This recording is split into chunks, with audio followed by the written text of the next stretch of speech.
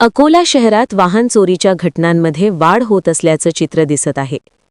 खदान police station हद्दीत येणाऱ्या सिंधी कॅम्प परिसरातून एका 4-चाकी गाडीची अत्यंत शिताफीने चोरी करण्यात आली आहे. खदान परिसरातील घरासमोर उभी असलेली ही 4-चाकी गाडी चोरट्यांनी काही मिनिटांतच लंपास केली. विशेष म्हणजे ही संपूर्ण घटना परिसरातील सीसीटीव्ही कॅमेऱ्यात कैद झाली आहे. सूत्रांनी दिलेल्या माहितीनुसार 4-चाकी गाडीतून आलेल्या चोरट्यांनी प्रथम गाडीचा काच फोडला.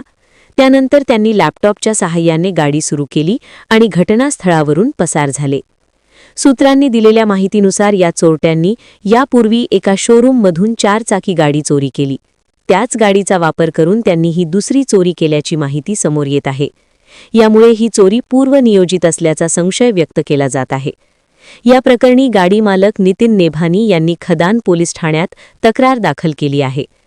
पोलिसांनी सीसीटीव्ही फुटेजच्या आधारे तपास सुरू केला असून आरोपींचा शोध घेतला जात आहे. पोलिसांनी रात्रीच्या गस्तीत वाढ करावी आणि वाहनधारकांनीही अधिक सतर्क राहण्याची गरज व्यक्त केली जात आहे.